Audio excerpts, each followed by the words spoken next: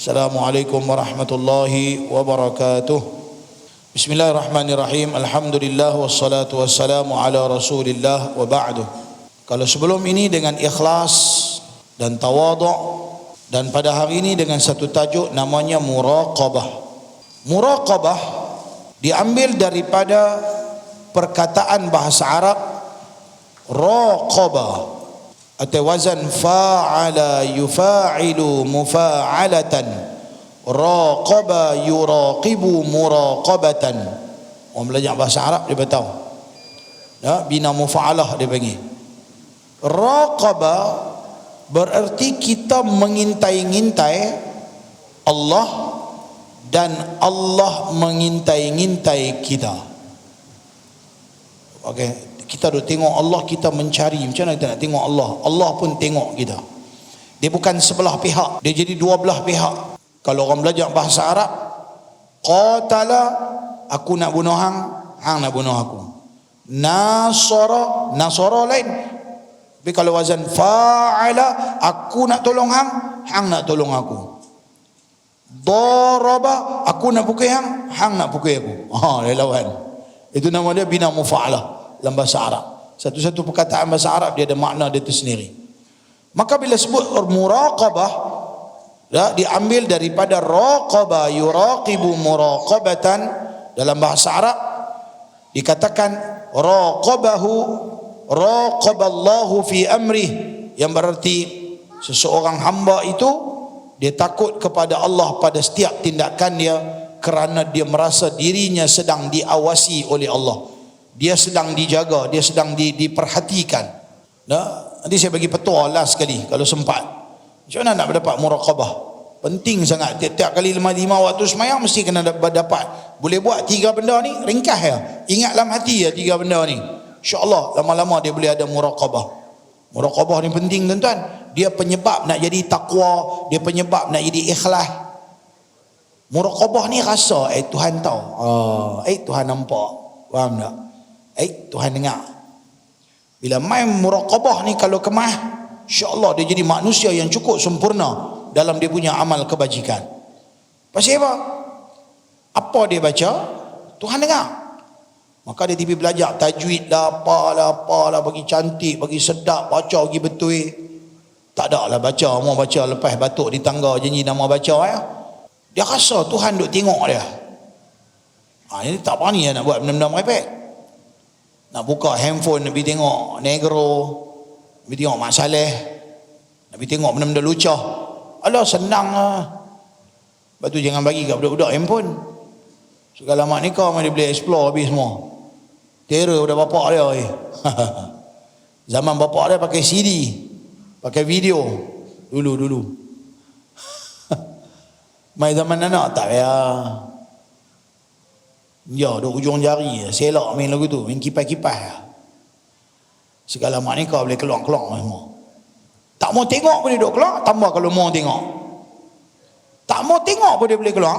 Kita yang duk pakai internet, Facebook, apa-apa ni, kadang-kadang coy keluar main apa-apa. Kita jangan gatal tangan pergi tekan ya. Tekan sekejap lagi. Saya cerita tu, saya bisa tekan lah. Kan kita pun ingat apa benda ni, pak selamat dia keluar, kita ada ingat kan fashion apa. Kadang-kadang tahu itu apa, dia jual ubat ya tahu, minyak. Alah, kita orang lelaki kan dengar kata ubat bagi tenaga kuat lah apa, kita ingat macam yang power mai nak try tengok apa dia. Bukan try nak makan, try nak tahu ya ubat apa ni. Kita pump ya, dia bukan keluar yang ubat tu saja. Mula dia keluar ubat, kita duk sila. Lain pula keluar ke belakang. Angku ayun tu. Macam-macam dia keluar ke belakang. Macam tu punya passion. Sampai lagu tu punya orang panggil apa, dunia tanpa sempadan. Sepatutnya kerajaan kita take serius lah benda-benda macam ni. Mana bahan-bahan lucah macam ni dalam masyarakat kita. Ya, dalam internet saya tak tahulah macam mana dia nak kawal. Sepatutnya ada kawalan. Barulah masyarakat kita hidup dengan tak ada diterapkan dengan nilai-nilai, dengan budaya benda-benda yang tak betul. Tuan-tuan tengok apa jadi kat Jepun, Korea di saat ini. Jepun, Korea sekarang ni dia punya teknologi digeruni oleh Amerika dan juga dunia barat. Satu ketika dulu mereka negara kampung mundur. Amerika dah pergi hantar bom apa bala, lingkup di negara dia apa semua, dia bangun berdikari, dan hari ini negara dia mencapai satu kemajuan yang di luar kemampuan berfikir manusia. Sampai macam-macam hebat-hebat. Tapi tuan-tuan, antara benda yang mereka tak boleh kawal apabila wujudnya budaya yang berkaitan tentang benda-benda lucah macam ni, masyarakat mereka jadi lingkup toy. Nah, sampai jadi lingkup. Di Jepun, di Korea ada patung yang dibuat untuk tak payah kahwin, tak payah kahwin. Dia buat patung ni, saya tak belilah tuan-tuan, saya tuan-tuan ingat saya beli pula. Ini cerita tu sebut. Kita baca cerita. Di Jepun, di Korea dia ada patung, dia buat patung kulit lembut macam kulit orang. Bahkan lagi lembut daripada kulit orang. Kulit orang pun ada sempat tingkat kematu. Yang ni tak ada. Punya lembut, pegang rasa nak peluk, rasa nak pegang, nak kira syok dia punya. Apa benda material dia pakai tu. Muka comel sampai bila-bila. Dia takkan buat muka masam ya. Dia muka senyum ya. Ada bini kadang-kadang muka masam, kadang letih lah apa kan. Yang ni muka senyum. Siap tuan-tuan. Dia ada vibration lagi kat tempat-tempat tertentu yang tak payah abang lah. Sampaikan dia pun tak payah kahwin. Beli patung tu ya. Senang bela. Makan tak gaduh bagi. Minum tak gaduh bagi. Segala apa benda semua tak payah bagi. Gelang-gelang sangli semua tak payah bagi. Yang tu selamat pada awal lagi. Sini kahwin anak mami yang siap baru punya sangli dia mau. Yalah, manusia siapa pun dia mau. Betul tak? Dia nak perhiasan sebab dia manusia. Yang ni dia tak perlu perhiasan. Dia pikir senang ya. Pasal apa? Rasa nak. Ya, patung tu ada. Siap ada vibration lagi. Boleh mencapai matlamat yang dia nak pada dia punya sangkaan lah. Sampai lagu tu tak gaduh kahwin. Yang perempuan tak gaduh kahwin, yang lelaki tak gaduh kahwin, semua ada. Sampai lagu tu teknologi dia sampai fikir benda-benda yang macam tu. Sayang. Ya. Sayang.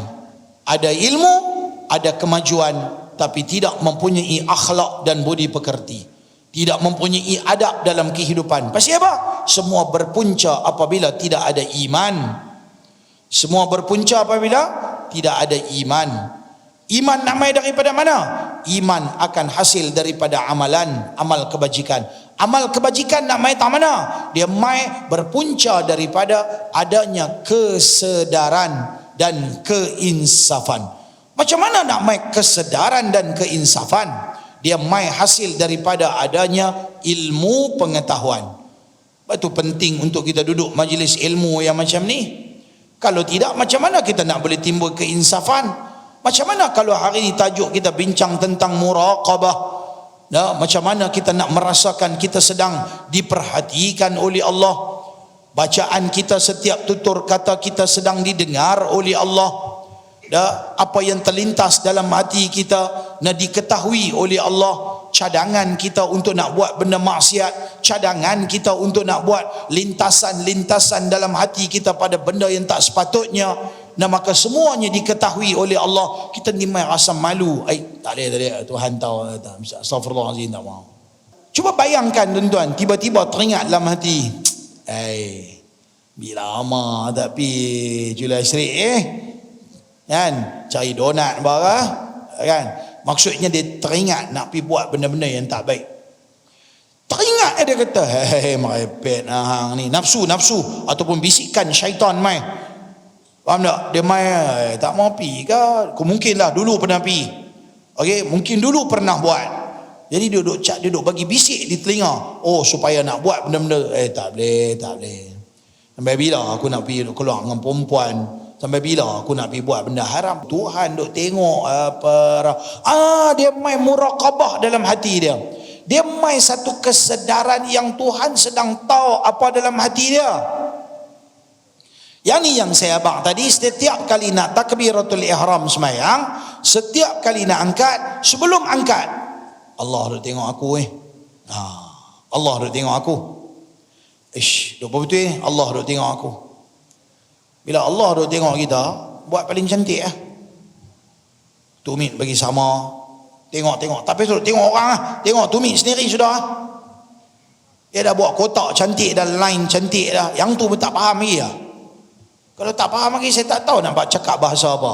Zaman Umar Al-Khattab, dia bawa pedang, dia main, dia pukul betih dengan tumit. Pergi depan. Pergi depan. Takkan saya nak kena buat lagu tu kan?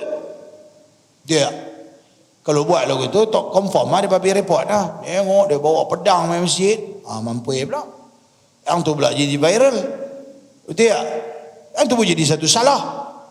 Kita doa abang elok. Tolong saya cik bagi. Kita doa abang ni. Kita doa abang. Tuan-tuan, silakan penuhkan soft. Main cepat. No, duduk di belakang, duduk melenggang, duduk makan angin, saja bagi penuh. Dia nak duduk belakang. Apa yang manusia pun saya tak faham lah. Pasal apa anda dengar bunyi qad qamatis salah, anda tak boleh ke cepat-cepat langkah meh. Awak hang apa? Ada masalah apa? Awak kalau hang duduk depan boleh jadi gila. Tak, kadang-kadang macam nak tanya kak. Geram. Nak pasal apa hang buat lama-lama? Dia kata dah, bukan saya nak apa habis sembahyang saya nak balik awal. Dah.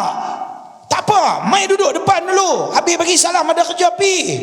Kalau zaman dulu masa kita sembahyang rapat-rapat, leceh sikit kalau kita duduk depan nak kena langkah orang tau. Orang semua duduk di saf sampai bagi salam tu. Ni PKP duduk selang-selang, lorong tu ada, hang boleh keluar bakul lorong-lorong tu. Tak apa Orang dah habis sembahyang masuk ke lorong. Kan dia duduk selang macam dam tu. Hang masuk bila? Tak apa, tak ada masalah. Kita lalu ke depan sejadah dia, bukan lalu depan muka dia. Boleh Tapi kita pun tak faham. Dia rasa dah lah saya nak abang kata boleh. Tuan-tuan mai lah berebut. Nabi kata orang tahu kalau fadilat soft yang pertama dia nanti mai walaupun mengesot. Tapi kita tak mau mai, kita duduk belakang. Dah sampai bila nak duduk belakang, tak rasa nak main duduk depan lah. Paling depan. Hang tak rasa ke Tuhan duk tengok anak kena main depan, ni ruang duk ada. Sampai ulama kata mengutamakan orang lain dalam urusan ibadat makruh. Kaedah fiqh, salah satu daripada 40 kaedah cabang yang disebutkan dalam kitab Al-Ashbah wan Nadhair oleh Al-Imam As-Suyuti, al-itharu bil qurbi makruhun wa fi ghairiha mahbubun. Mengutamakan orang lain dalam soal ibadat makruh, tapi dalam urusan yang bukan ibadat khusus maka itu dituntut. Bak makan, makan tak apa suruh orang lain. Pandai pula bak nak mentek darah tu yang hang derai, hang dijolok dulu, hang makan dulu, hang tak mau utamakan orang lain. Terbalik. Kalau bak makan hang lagi awal, piduk bersila dah. Yang tu lah hang sepatutnya utama. Sila. Cik, makan. Tak apa, kami orang Sungai Tiram. Tak apa, silakan makan dulu. Kami tetamu, kami tuan rumah. Hampa tetamu, utamakan orang lain. Itu dituntut. Bak ibadat, jangan duk bagi peluang ke orang. Tak ada siapa azan lah. Saya offer diri pi azan. Faham tak? Itu ni ada tik cicak. Tik cicak. Setengah orang ni dia kata apa? Ni ada tik cicak ni, tang tu ada berus, pi ambil mai. Apa pula pi ambil? Kalau hang tak ada, kalau hang ada kerja lain lah. Kalau hang tak ada kerja, hang pi ambil berus, jangan abang ke orang, pi ambil sapu cepat-cepat. Pahala besar. Jangan utamakan orang lain. Nampak ada ruang kosong di depan, jangan suruh orang lain pergi depan. Kita langkah pergi. Sebab apa? Ni muraqabah yang duk mengaji. Tuhan duk tengok. Cepatlah pergi depan. Tuhan duk dengar. Jadi baca jangan duk buat lebih kurang. Bagi cantik-cantik dia punya bacaan. Pilah baca mengaji alik bata balik ke, mengaji Quran balik ke, habis-habis tak ada tengok siapa-siapa tok imam tok bilal apa, masjid ni ada ramai orang boleh baca Quran. Ni Pak Haji boleh saya nak baca Fatihah sekali. Pilah baca Fatihah kok manalah tu dia betul-betul ke. Tak kisahlah apa pun, janji rukun dalam semayang ke apa ke, kan? Okey, yang ketiga apa? Rasa Tuhan duk tengok kita. Yang kedua, Tuhan dengar apa yang kita baca, yang kita cakap. Yang ketiga, Tuhan mengetahui apa yang terlintas dalam hati kita. Tiba-tiba lepas-lepas daripada semayang tu teringat, Allah, ustaz ni duk panjang pula, dia buat tazkirah. Aku nak pergi tengok ni window shopping Syah markah apa lebih kurang. Duk mai terlintas lagu tu. Tak boleh. Potong balik. Tak boleh. Sampai bila nak duduk lagu tu? Tuhan tahu ni duk terlintas dalam hati. Kita lawan balik. Kita sendiri duk cakap lah hati tu. Tak boleh. Hang tengah buat lagu tu. Apa pula nak pergi tengok habis dosa-dosa pahala aku semua. Kita lawan balik. Wah, Tuhan tahu apa terlintas dalam hati kita. Sebab tu nafsu, hawa nafsu syaitan dunia bukan boleh layan. Layan dia dibawa kita kepada kesesatan.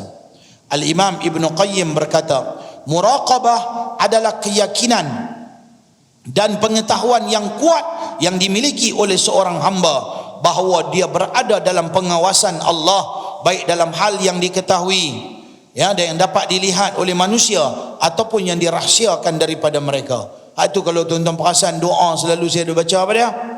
Apa saya baca? Ya Allah, ampunkanlah dosa-dosa kami ya Allah, sama ada dosa yang besar maupun dosa yang kecil ya Allah, dosa yang kami lakukan dengan sengaja ataupun tidak sengaja ya Allah, dosa yang kami lakukan secara terang-terangan ataupun secara tersembunyi ya Allah, sesungguhnya di sisimu tidak ada yang tersembunyi ya Allah. Aduh, main masjid ni memang ingat bila hafal doa tu selalu saya baca. Muraqabah, Tuhan tahu. Anda seorang-seorang pun Tuhan tahu, anda depan orang pun tahu. Apa yang anda buat semua Tuhan tahu. Depan orang anda buat apa, belakang orang anda buat apa. Depan orang mungkin hang baik, belakang orang mungkin hang tak baik. Dah Tuhan tahu. Maka di sinilah mai jadi rasa malu balik diri kita, ya Allah, Tuhan tahu. Tuhan tahu. Jadi kita apa? Kita jadi ada takut, dia mainlah takwa. Faham tak? Aku main ni mesti tanggungjawab. Tiap-tiap aku bukan nak main masjid, tapi dah aku punya jawatan ni, dia suruh aku main biar contoh. Ataupun dia main pasal apa? Lagi aku tak main, aku dah AJK masjid, lagi aku tak main, orang dia kata aku tak buat kerja. Jadi kalau itu dia punya niat, kalau itu saja dia punya niat, takat tu ialah dia dapat. Wa innama likulli imri'in ma nawa. Takat tu lah niat yang tu lah hang dapat. Tapi keikhlasan tak dapat. Kita nak bagi dapat keikhlasan. Maka muraqabah ni adalah jalan untuk dapat takwa. Muraqabah adalah jalan untuk dapat ikhlas. Muraqabah jalan untuk mendapatkan tawadhu'. Banyak lagi lah. Ni dia punya, orang panggil apa? Dia punya penyebab. Kalau kereta tu kena ada minyak lah kot. Minyak tak ada, kereta tak berjalan. Lebih kurang macam tu. Maka dia punya wasilah dia ke arah nak membantu kita, hati kita lebih baik, supaya kita boleh dan kita sedar tentang kewujudan dan kehadiran. Dia panggil dalam bahasa Arab ma'iyatullah, kebersamaan kita dengan Allah. Tuhan bersama, wa huwa ma'akum aina ma kuntum. Allah bersama dengan kamu di mana kamu berada. Bersama dengan apa? Bersama dengan pengetahuannya, bersama dengan sifat basar penglihatannya, bersama dengan sifat sama pendengarannya, bersama dengan seluruh daripada sifat-sifat kesempurnaan Allah. Kan? Dalam satu ayat selalu kita diperdengarkan dalam surah ni. Surah apa? Surah Al-Mulk. Allah Ta'ala berfirman kepada dia, الذي خلق الموت والحياة ليبلوكم أيكم أحسن عملا وهو العزيز الغفور. Allah lah الذي خلق الموت والحياة. Allah Ta'ala yang menciptakan maut, kematian, wal hayah, dan juga kehidupan. Liyabluwakum ayyukum ahsanu amala. Untuk Allah uji kita, untuk Allah uji kamu, siapakah di kalangan kamu itu mempunyai amal-amal yang baik. Wa huwal azizul ghafur. Allah Maha perkasa dan Maha pengampun. Dia kata dalam kitab ni, dia kata jika seorang hamba benar-benar meyakini bahawa Allah Maha melihat, Maha mendengar semua yang dilakukan, nescaya keyakinan itu akan menjelma menjadi perasaan selalu berada dalam pengawasan Allah. Kita akan dia duduk tak mana-mana dia nimai. Dia nak bagi rasuah dia tak berani, dia nak terima rasuah tak berani. Faham tak? Markah telefon, abang, ada mana be, marilah abang. Pulau Pinang kita tak cakap lagu tu. Dapat pula mek petani tom yam ya, duk telefon mai. Kita pula duk rajin melepak kedai tom yam. tiba-tiba telefon mic contoh ni. Kan? Dok pi kedai hari-hari, kedai-kedai tom yam. Abang nak makan gapo ben? Oh abang, amboi lembutnya. Kan? Balik di rumah, abang nak makan apa? Bini riau tu. Bini nak buat macam mana? Zimbabwe punya keturunan. Tutup macam yang jokah kat kita. Kan? Ya, abang makan apa? Ya, kat dapur semua ada. Pergi bubur sendiri, pergi makan. Baik, muraqabah. Dia kata jika seorang hamba benar-benar meyakini bahawa Allah Maha melihat, lagi Maha mendengar semua yang dilakukan, nescaya keyakinan itu akan menjelma menjadi perasaan selalu dia berada dalam pengawasan Allah. Di mana dan di tang mana dia berada, perasaan ini yang pada gilirannya akan mengantarkan hamba tersebut untuk menghadirkan amal-amal yang baik dalam kehidupannya. Bukankah salah satu hikmah di sebalik penciptaan manusia adalah untuk menguji manusia siapa yang paling baik kualiti amalan dia ketika hidup atas dunia. Tadi saya baca dalil ayat Quran. Liyabluwakum ayyukum ahsanu amala. Tuhan nak uji kita. Sebab tu apabila seorang manusia dia berada di mana-mana pun, maka lalu dia sedar tentang kewujudan Allah. Dia bukan takat mengaji sifat 20, Allah tu sifat dia wujud, tapi dia duduk tak mana-mana dia yakin Tuhan tu wujud, Tuhan tu nampak, Tuhan tu Maha melihat, Tuhan tu Maha mendengar, Tuhan tu Maha mengetahui, Tuhan tu Maha kuasa. Maka sifat-sifat Tuhan, kita mengaji kemarin 2-3 hari yang telah lalu, salah satu daripada kemarin kita mengaji, salah satu daripada kaedah untuk mendapatkan ikhlas adalah kita kena faham betul-betul sifat-sifat dan nama-nama Allah. Sifat Allah dan asma Allah, nama-nama Allah. Allah ada sifat ni, Allah ada sifat ni, Allah ada sifat ni. Maka kita faham Allah Ta'ala ada satu sifat, nama dia apa? Raqib. Raqib, dia dekat dengan kita. Sebab tu ada malaikat, nama dia apa? Raqibun Atid. Ada Raqib, ada Atid. Tapi dia bukan duduk dalam bau Saya dulu masa kecil-kecil pergi sekolah asrama, pergi tingkatan 1, pergi duduk di asrama sekolah Arab. Member ni satu hari saya sudah pegang bau dia. Dia sudah kuih, saya pegang-pegang kuih. Apa pegang bau? Awak tak boleh. Dia kata, kan sini malaikat duduk dalam ni, jangan duduk pegang. Rumah dia tahu ni. Bukan macam tu, hang faham tak betul? Apalah masalah pegang bau? Malaikat bukan duduk di bau, malaikat duduk kanan kiri menggambarkan dia tahu apa kita buat. Ini bagi petua ini. Dalam kitab Futuhat Al-Makkiyah karangan Al-Imam Ibnul Arabi Ibnu Arabi dengan tidak ada alif lam. Dia duduk di Syria, di Dimashq, maqam dia. Ibnu Arabi As-Sufi. Apa dia kata dalam kitab dia, Al-Imam Ibnu Arabi, ini dia punya ijtihad lah, kajian dia. Dia kata, manusia kita nak tahu dia ikhlas ataupun tidak, bukan kita nak tahu. Macam mana malaikat mengetahui benda kita buat tu dia nak bagi markah tu macam mana? Macam mana malaikat nak bagi markah untuk kita punya amalan? Kita katakan Allah saja yang Maha mengetahui. Malaikat tahu lah. Anak kata apa? Anak kata malaikat tak tahu. Allah saja Maha mengetahui. Malaikat tu kan catat. Kalau dia tak tahu macam mana dia nak catat? Kalau hang kata malaikat tahu, malaikat tahu, jadi hang kata Allah Maha mengetahui. Dah, Allah Maha mengetahui detail. Malaikat dia tahu juga. Macam mana malaikat tahu? Malaikat tahu, kata dengan Al-Imam Ibnu Arabi, dengan keluarnya sejenis bau daripada tubuh badan manusia yang hanya memboleh bau-bauan tu malaikat dan jin saja. Manusia tak boleh bau. Yang boleh bau malaikat dengan jin. Malaikat apabila dia bau tu, bau tak sama. Mungkin dia lagi kuat bau, lagi tinggi tahap keikhlasan. Ini mengikut ukuran para malaikat. Maka markah dibagi ikut bau. Kalau hang keluar bau tak wangi, keluar bau busuk, maknanya amalan hang itu adalah tidak ada ikhlas. Apabila keluar bau busuk, maka iblis jin syaitan akan menghampiri kita. Iblis jin syaitan dia tak tahu pasal dia ni amalan baik ke amalan buruk ke, dia tak tahu. Malaikat je tahu. Pasal malaikat boleh tahu bau wangi dengan bau busuk. Okey, cuma syaitan akan mendekati kita apabila kita berbau busuk. apabila berbau busuk. Sebab tu saya duk tengok seminggu ni tengok lalat duk urung kat sini kan. Sagi-sagi mai tengah duk mengajar ni ada lalat sekok dua duk terbang ni. Saya teringat saya mengaji kitab dulu. Dia cerita ada ulama ahli sufi yang apabila lalat menghurungi mereka mereka menangis. Kita duk marah kat lalat. Ish, lalat ni.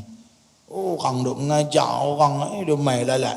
Kita duk kata lalat. Rupanya orang-orang yang hati baik ni dia kata apa tau? Tengok lalat mai kat aku. Aku ni padan lalat yang mai duduk kat aku. Lalat kalau mai duduk ni semua orang kotor ya. Tempat kotor je lalat mai. Maka aku dia menangis bila lalat mai dia menangis. Orang tanya pasal apa menangis Syekh? Dah, aku ni kotor, aku ni busuk sebab tu lalat mai kat aku. Dia tak marah kat lalat. Kita lalat mai marah kat lalat dengan marah dekat tempat. Haji, apa lalat banyak dalam masjid? Kan apa hampa ni dah bawa lalat mai dah marah kat orang pula dah kan ni mana lalat dah terbang sekok dua. Allahu akbar. Tengok hati bersih dia duk fikir cari benda-benda bukan cari yang negatif tapi biar negatif tu pada kita bukan cari negatif pada orang lain. Dah ini maknanya muraqabah. Dan insya-Allah petang esok kita akan sambung lagi dengan muraqabah. Yang ni kena panjang sikit muraqabah ni. Pasal apa? Bila yang ni booster dia ni kemah, dia boleh tendang kita pi sampai kepada ikhlas, sampai kepada takwa, sampai kepada khusyuk, sampai kepada redha, sampai kepada syukur, sampai kepada sabar. Oh yang ni paling penting tajuk ni. Tajuk ni kena mengaji biar bagi lama sikit. Muraqabah.